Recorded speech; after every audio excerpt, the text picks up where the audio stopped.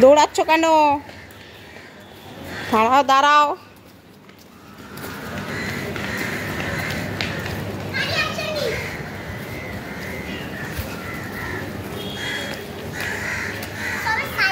এখন এই দুপুর 3:30টার সময় চলছে আঁকার ক্লাসে।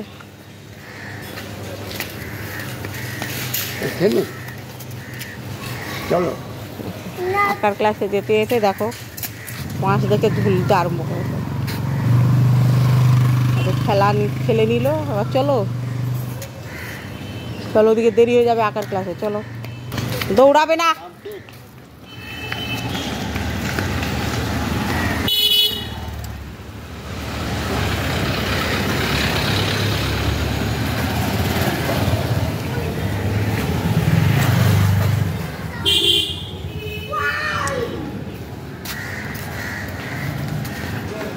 চলো, ফাইনালি এসে গেলাম আঁকার স্কুল।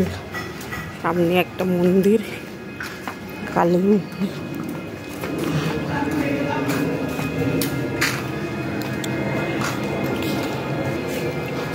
বাবা